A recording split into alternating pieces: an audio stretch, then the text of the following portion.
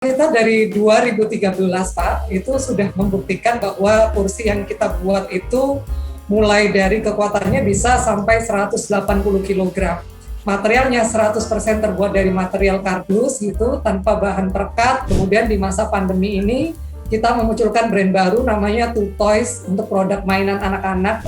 Brand nomor 1 dengan eksplorasi material kardus yang kreatif gitu, dengan basic design trainer itu tadi gitu. Halo Marketeers, jumpa lagi dengan saya Anang Supardi dalam program Marketeers Close Up.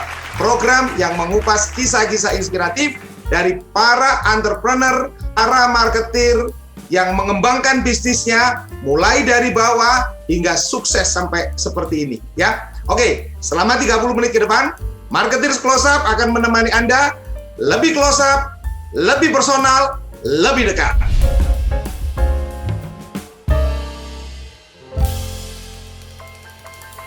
Kali ini saya ditemani oleh seseorang yang sangat istimewa. Dia adalah generasi Y, generasi Y, sementara saya Gen X. Nah ini, yang senior ketemu sama yang junior. Karena kami yakin bahwa ke depan ini, marketing ini yang menjalankan dan yang menguasai adalah generasi-generasi Y. Ya, halo, selamat datang Mas Arif Susanto. Apa kabar? Baik Pak, Alhamdulillah sehat. Pak Anang bagaimana kabarnya? Sehat Pak? Alhamdulillah, sehat-sehat selalu. Ya, gimana ini Mas? Kisah-kisah ceritanya ini siap ya berbagi dengan teman-teman marketeers di seluruh Indonesia ini? Siap Pak, harus siap berbagi inspirasinya nanti. Oke. Mas Arif Susanto ini kan bergerak di bidang yang sangat unik menurut saya. Karena brandnya aja ini ya agak unik juga ya. Namanya Dus Duk Duk. Wah, ini apa ini Mas? Ayo, mulai diceritakan. Mulai dari yang ringan-ringan dulu. Silakan Mas Arif. Ini yang berbicara yang ringan-ringan ini sama dengan material yang saya eksplorasi Pak. Materialnya adalah kardus. Kan ringan ini Pak ya. Jadi Dus Duk Duk itu adalah industri kreatif yang mengeksplorasi material kardus untuk berbagai macam produk, mulai dari produk furniture, produk dekorasi, mainan anak-anak, souvenir, sampai ke packaging juga iya gitu. Jadi kita concernnya adalah eksplorasi material kardus untuk berbagai macam produk yang fungsional gitu Pak. Menarik ini ya. Jadi materialnya adalah material kardus untuk furniture. Ini saya nggak bisa bayangkan ini Mas. Ini gimana ini ya? Oh ada kardus ya, kardus dipakai untuk furniture. Apa ya kuat ini Mas? Gimana ini Mas? Justru malah kita dari 2013 Pak, itu sudah membuktikan bahwa kursi yang kita buat itu mulai dari kekuatannya bisa sampai 180 kg. Materialnya 100% terbuat dari material kardus gitu, tanpa bahan perekat, tanpa bahan penguat, jadi knockdown atau lepas pasang gitu. Kemudian tahun 2017 kita eksplorasi lagi material kardusnya, kekuatannya bisa sampai 300 kg gitu. Jadi kalau sekarang yang lagi happeningnya itu lagi rame-ramenya Olimpiade Tokyo ini bikin furniture tempat tidur dari kardus, sebenarnya justru malah Dus Duk Duk udah duluan nih Pak. Wow. Dus Duk Duk sudah mulai dari dulu ya. Tapi ikut punya proyek nggak dengan Olimpiade ini? Wah, harusnya saya malah kepengennya Olimpiadenya di Indonesia yang bikin harus Dus Duk Duk, bukan di luar negeri, harus bikinnya di Indonesia aja. Wah, luar biasa ini ya.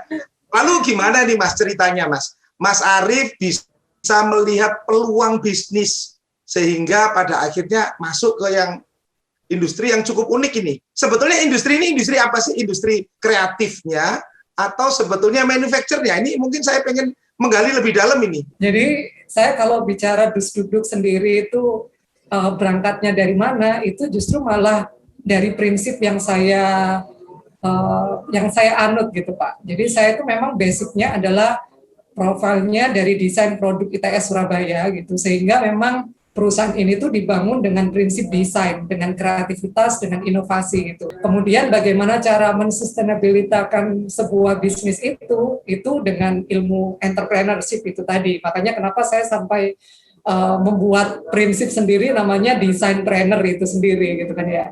Jadi menggabungkan antara menarik. Apa tadi? Desain Desain planner, ya. Oke, keren. Lanjut, silakan. Jadi justru malah kita memang base-nya adalah dari desain, kemudian bagaimana diproses melalui desain tadi, kemudian diproduksi, kemudian sampai ke customer itu berarti dengan menggabungkan antara desain dengan entrepreneurship itu sendiri gitu. Jadi memang dari awal pertama kali ketika saya membuat Dusdukduk, salah satu visi misi kami adalah bagaimana membuat perusahaan sebagai perusahaan percontohan gitu kan ya, yang tidak hanya membuat produk itu secara bagus, tapi bagaimana membuat produk yang bisa dinikmati dan bisa dimarketingi dan bisa menghasilkan dan bisa sustainability-nya, bisa berkelanjutan terus-menerus gitu. Karena pada waktu saya mau membuat sebuah perusahaan gitu, zaman-zaman dulu itu kan kalau kita lihat di Indonesia sendiri banyak sekali perusahaan atau mungkin UMKM yang bikin produk bagus-bagus itu banyak banget itu. Tapi untuk mensustainability-kan sebuah bisnis itu tantangannya masih banyak gitu kan. Nah, bersyukur sekarang anak-anak muda banyak yang meracuni saya juga gitu kan ya, sehingga saya juga terlecut semakin bersemangat bahwa ada loh bisnis yang basicnya adalah bisnisnya bidang kreativitas, bidang desain, tapi dibesarkan dengan prinsip-prinsip entrepreneurship yang baik gitu. Mulai dari customer service-nya mungkin, marketingnya juga, dan beberapa sistem-sistem lainnya gitu. Itu sih Pak, jadi desain planner itu menjadi salah satu tagline yang kuat di Dusdukduk itu sendiri gitu. Wah, menarik Mas ya. Saya masuk ke marketingnya ini Mas. Tadi karena kita di acara marketeers, maka saya ingin mengulik marketing strateginya ini Mas ya. Gimana ini Mas, marketing strateginya Mas Arief? Artinya begini, produk ini kan sebetulnya dianggap nggak bernilai ya. Kerdus ini kan nggak bernilai. Tapi Mas Arief mencoba untuk membuat bahwa kerdus ini bernilai. Nah ini kita pengen belajar ini. Gimana nih Mas? Iya benar Pak. Jadi salah satu hal yang paling menantang dalam memarketingi produk-produk kami yang dari material kardus itu adalah mengedukasi gitu kan ya. Sebenarnya hampir semua bisnis itu ketika muncul sesuatu produk yang baru, berarti tantangannya adalah mengedukasi masyarakat dengan produk baru tersebut. Sebenarnya tantangannya hampir sama. Tapi yang justru menjadi tantangan terbesarnya di Dusdukduk ini adalah kardus itu dikenal sebagai material murah, tapi kita bagaimana memasukkan desain dan kreativitas itu sebagai value yang berharga gitu kan ya. Jadi itu agak bertolak belakang, tapi kita berusaha untuk mengkawinkan itu gitu, sehingga marketing yang pertama yang kita berikan ke customer adalah ya dari dulu 2013 sampai sekarang ya berarti bagaimana mengkomunikasikan, mengedukasi bahwa material kardus ini bukan material sembarangan loh. Material kardus ini bukan sekedar material kemasan yang hanya cuma sekedar untuk kemasan mie instan mungkin atau kemasan air mineral, tapi ternyata dari produk-produk yang kita hasilkan dari mulai furniture, rak, terus kemudian meja, terus kemudian dekorasi-dekorasi, mainan dan lain sebagainya itu ternyata ada loh nilai-nilai tambah dari material kardus itu sendiri gitu. Itu yang pertama adalah tentang edukasinya. Kemudian yang kedua adalah bagaimana mencoba mengkolaborasikan antara produksi atau manufaktur yang sebenarnya kalau kita berbicara tentang kerajinan itu biasanya UMKM kan menggunakan tangan handmade gitu kan ya. Tapi justru dengan Dusdukduk ini dari proses desain kemudian memprosesnya juga dengan menggunakan mesin gitu kan ya. Nah itu menjadi salah satu kekuatan kita juga untuk memberikan representatif yang berkualitas kepada klien-klien kita, ke pembeli-pembeli kita bahwa itu sebagai salah satu storytelling marketing lah intinya dari sebuah proses kita, dari proses desain, kemudian proses marketing sampai ke klien itu sendiri, sampai setelah ke klien pun impact-nya apa sih? Oh iya ya, dari material kardus itu kita dapat ramah lingkungannya, kita dapat proses dekorasinya atau estetikanya, oh kita dapat culture-nya, kebudayaannya gitu dan value-value lainnya. Jadi panjang sekali kalau dari ceritakan dari awal sampai akhir. Wah, itu rasa-rasanya berbau marketing semua sebenarnya di Dusdukduk itu. Oke, ini saya lagi tertarik dengan storytelling marketing. Nah, ini bagaimana menerapkan storytelling marketing untuk brand Dusdukduk. By the way, brand Dusdukduk ini dari mana ini, Mas? Atau kalimat nyari kalimat yang unik-unik aja atau punya filosofi sendiri? Monggo Mas. Kalau nama Dus Duk Duk itu sendiri sebenarnya sesederhana dari produk kita yang pertama adalah kursi. Kursi itu untuk didudukin, makanya namanya kardus untuk duduk. Kalau disingkat jadi Dus Duk Duk gitu Pak. Jadi biar lebih eye catching akhirnya jadi tambahin K di tengah jadi Dus Duk Duk, DUS DUK DUK gitu. Terus kemudian inspirasinya sebenarnya dari mana? Inspirasinya ya bagaimana membuat sebuah nama yang justru malah membuat orang itu menjadi penasaran gitu kan ya. Dus Duk Duk sendiri pertama kali ketika kita memperkenalkan brand itu banyak yang mengira Dus Duk Duk ini jualan soto kah, jualan boneka kah, atau jualan apa gitu. Jadi macam-macam. Tapi justru malah dari kepenasaran tersebut itulah orang jadi merasa bahwa oh ternyata Dus Duk Duk itu kursinya dari kardus, kok bisa ya gitu. Jadi penuh dengan tanda tanya berikutnya itu yang pada akhirnya orang menjadi merasa tertarik untuk melihat lebih dalam produk-produk yang kita hasilkan. Jadi itu bisa dikatakan menjadi salah satu storytelling kreatif kali ya. Storytelling kreatif dari penamaan sebuah brand yang kemudian bisa menimbulkan sebuah apa ini ya, sebuah orang pengen tahu yang besar dari klien kita gitu. Itu menjadi salah satu poin juga gitu Pak, dari kreativitas sebuah brand gitu tadi. Oke, mungkin bisa diceritakan bagaimana strategi storytelling yang sudah diterapkan oleh Mas Arif Susanto ini untuk Dus Duk Duk. Sebenarnya kalau untuk storytelling sendiri dari Dus Duk Duk itu kita memang dari awal sangat memperkuat basic kita di bidang desain, sehingga storytelling yang kita berikan itu salah satunya ya bagaimana kita memproses kreativitas untuk, dalam bahasanya ya mungkin kreativitas yang diceritakan ulang dengan marketing yang bagus, dengan storytelling marketing itu tadi gitu kan Pak. Nah ceritanya adalah bagaimana membuat desainnya, misal desainnya berarti membuat dari desain, prosesnya menggunakan digital gitu kan ya, menggunakan komputer, kemudian proses produksinya juga menggunakan mesin. Nah itu kita ceritakan bahwa dari proses material kardus yang sebenarnya murah gitu, tapi dengan proses desain yang istimewa tadi, akhirnya orang itu akan bisa menerima bahwa oh iya ya ternyata kalau saya beli produknya Dus Duk Duk itu tidak hanya mendapatkan produk yang estetis saja, tapi memang ada prosesnya gitu kan ya. Prosesnya dari desainnya diciptakan dengan digital, kemudian proses produksinya menggunakan mesin, sampai setelah digunakan juga itu ada proses daur ulangnya juga gitu. Jadi proses-proses dari awal sampai akhir itu tidak berhenti di dalam satu langkah saja, tapi dari awal sampai akhir itu memang benar-benar ada prosesnya gitu. Jadi setelah selesai pun ada value ramah lingkungannya juga. Jadi ada dua kekuatan juga yang bisa menjadikan kita storytellingnya itu menarik, yaitu yang pertama paling kuat adalah kreativitas, yang kedua adalah bagaimana mengkomunikasikan eco-friendly material kardus itu sendiri. Itu sih Pak. Itu storytelling. Harus bikin buku ini Mas. Salah satunya harus bikin buku juga ini. Ya itu salah satu yang pengen sekali saya jadikan sebuah cerita, karena memang perjalanan kita dari 2013 yang orang kalau bertanya-tanya gitu di pameran ya Pak, ini beneran dari kardus sampai digetok sampai kardusnya sobek gitu kan ya. Itu menjadi salah satu hal yang membuat proses telling story-nya itu menjadi menarik juga untuk diceritakan ke banyak orang juga gitu. Itu akan jadi menarik untuk dibukukan rasa-rasanya gitu. Oke, terus kita bicara tadi mengenai storytelling ya, strategi marketing. Sekarang saya mau tanya mengenai produk. Kalau di marketing ada istilah fungsional benefit, itu ya.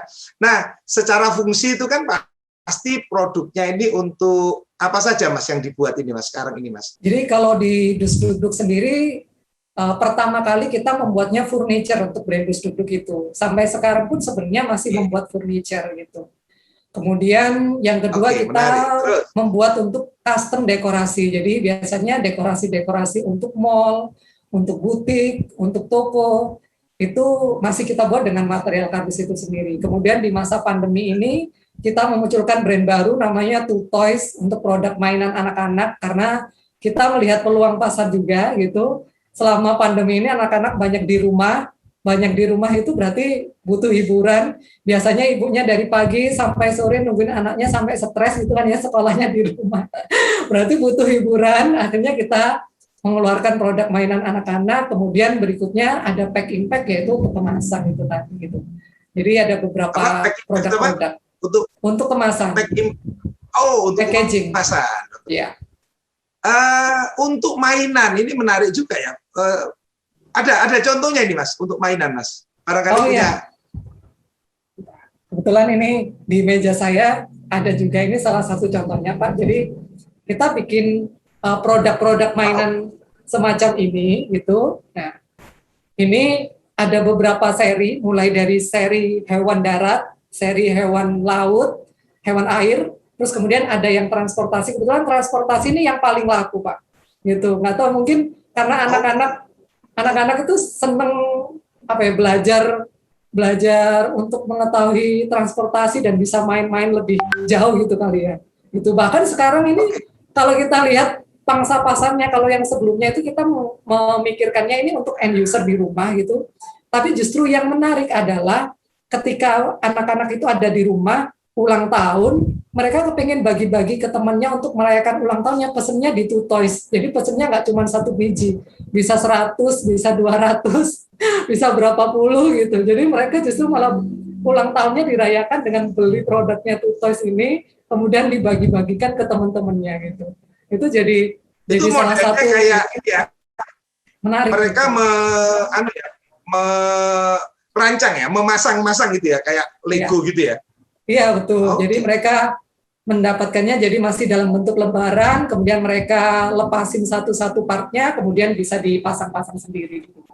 Menarik ya. Jadi secara fungsional bisa dipakai untuk furniture, bisa dipakai untuk meja. Meja bisa Mas ya? Meja bisa. Kebetulan ini meja kantor saya juga dari material kardus juga Pak. Jadi kalau main-main ke kantor saya nanti dari ruang tamu, meja kerjanya tim saya semuanya dari material kardus. Kecuali temboknya ya Pak. Kalau temboknya enggak ya. Oke. Sekarang kita bicara soal customer ini Mas. Boleh tahu nggak ini ya? Pemasarannya ini sampai kemana ini Mas? Artinya ini kan tadi disampaikan memarketingkan kreativitas. Kan kira-kira begitu Mas ya? Nah ini sebetulnya yang dipasarkan ini kreativitas atau idenya, ya kan? Atau sudah menjadi produk jadinya? Berarti ada manufacture-nya, Mas? Kalau di Dusduk sendiri kita memang dari ide sampai ke manufacture-nya, Pak. Gitu. Jadi memang kita menerima jasanya, mulai dari yang custom dekorasi tadi, mereka membutuhkannya apa, kita mendesainkan gitu. Setelah kita mendesainkan, kita juga bisa ke installment untuk dekorasi tersebut sampai ke realisasi produk tersebut gitu. Jadi memang ada manufakturnya juga gitu. Dari mulai desain yang manual pakai tangan masih gitu kadang-kadang, terus kemudian didigitalisasi, kemudian diproduksi sampai ke instalasinya gitu. Jadi mulai dari awal sampai terakhirnya gitu. Kalau pemasarannya di Indonesia sendiri kita sudah bisa dikatakan mungkin nasional brand kali ya, karena memang nggak cuma di Surabaya aja, nggak cuma di Jakarta saja gitu, tapi sudah sampai keluar Pulau Jawa gitu, ke Batam, ke Makassar, Pontianak, Lombok, Bali, dan kota-kota lainnya juga gitu. Dan kita beberapa kali ekspor produk-produknya Dusduk ini ke beberapa negara, mulai dari Milan, Australia, Malaysia, Thailand, Las Vegas juga pernah gitu. Itu bentuknya mengirimnya sudah jadi atau masih lembaran, nanti mereka menginstal sendiri, atau bagaimana itu Mas? Kalau untuk furniture, konsepnya memang knock down, jadi kita lepas pasang, mereka mendapatkannya dalam bentuk lembaran, kemudian bisa dipasang sendiri di rumah Pak. Gitu. Kalau untuk yang beberapa produk-produk custom, mungkin pajangan rumah, patung mungkin yang ada di rumah-rumah itu mungkin kita mengirimkannya sudah dalam bentuk jadi gitu. Tapi konsep knockdown itu menarik ya Mas ya? Menarik banget itu. Karena apa? Karena akan murah dari sisi pengiriman, ya kan? Jumlah produk yang dikirimkan juga menjadi lebih banyak sehingga cost-nya menjadi lebih murah. Kalau cost-nya lebih murah, orang akan lebih senang karena lebih valuable. Tapi kalau orang bisa masang-masang sendiri akan menarik itu ya.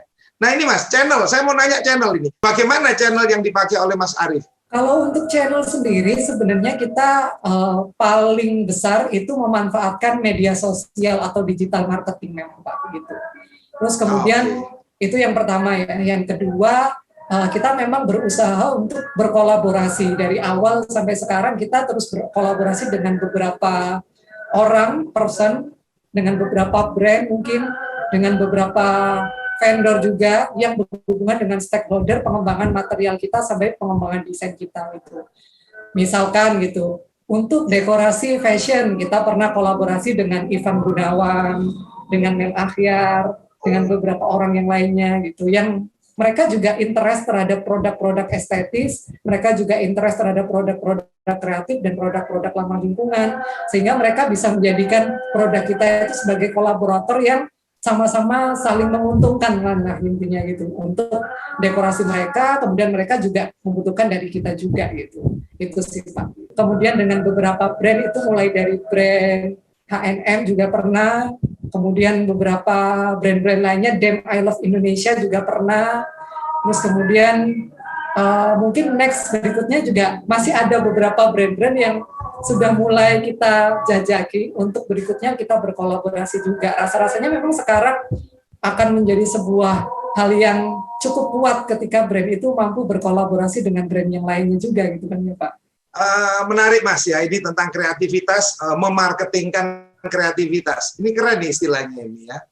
Oke, Mas Arief, kita cukup senang ini berbincang-bincang dengan Mas Arief ini. Sekarang apa mimpi Mas Arief ke depan sebagai seorang entrepreneur, sebagai seorang marketer, ya kan, marketer untuk mengembangkan bisnisnya, atau mungkin masih ada cita-cita lagi yang belum tercapai? Silakan Mas. Yang pasti saya kepengennya adalah Dusduk adalah salah satu, bukan salah satu, tapi brand nomor satu dengan eksplorasi material kardus yang kreatif gitu, dengan basic design trainer itu tadi gitu Pak. Jadi boleh ada pesaing-pesaing yang lainnya dengan menggunakan material kardus, tapi tetap nomor satu adalah brand yang mengeksplorasi material kardus di Indonesia adalah Dusduk gitu.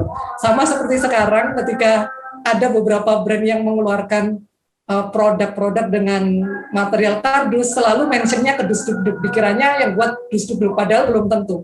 Itu salah satu cita-cita saya yang makin lama itu makin harus dipupuk sehingga brand ini akan jadi benar-benar besar gitu. Dan di masa-masa berikutnya yang pasti adalah bagaimana membuat perusahaan Dusduk ini yang pasti impact-nya semakin besar gitu, terutama di masa pandemi semacam ini ya.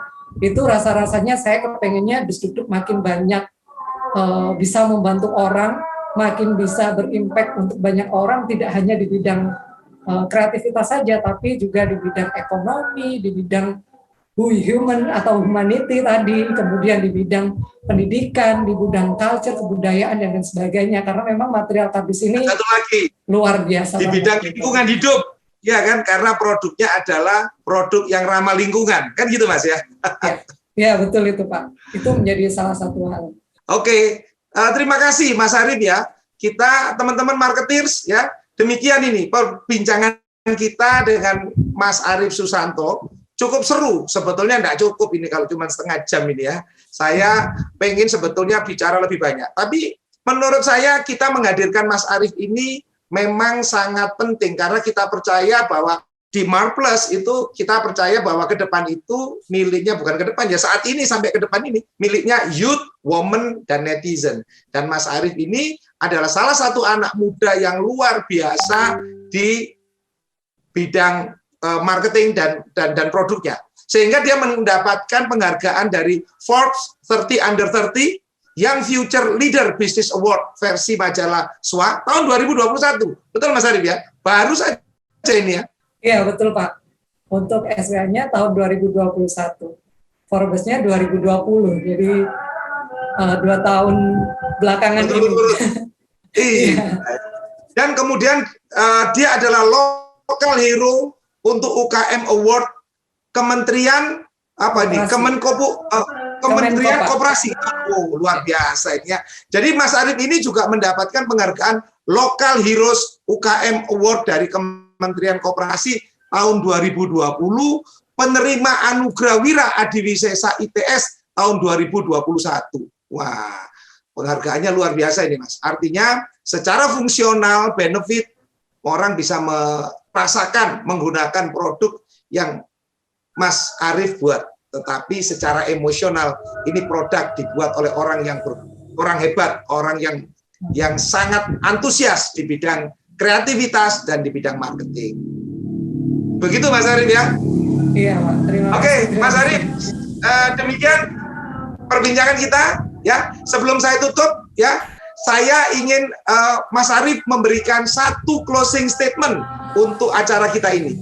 Silakan Mas Arief. Bagi saya, pertama kali ketika membuat Dus Dugdug sampai hari ini, bahkan sampai selama pandemi ini ada gitu, bahkan sampai setelah pandemi, saya itu punya satu prinsip, Pak, bahwa keberhasilan dan kesuksesan seseorang itu didasarkan dari keberhasilan adaptasinya dia.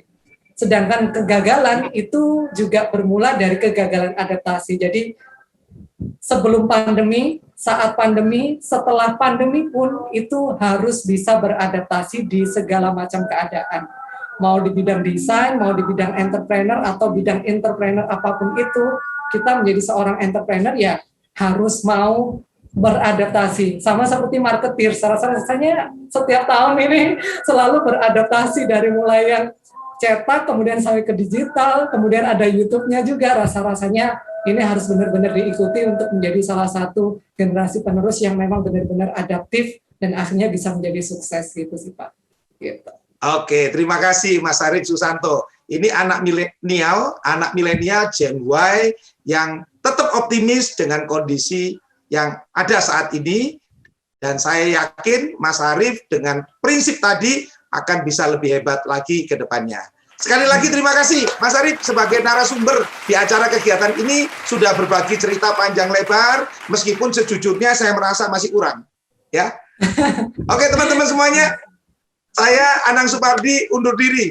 Stay safe, stay healthy, dan sampai jumpa di episode Marketers Close Up berikutnya. Terima kasih.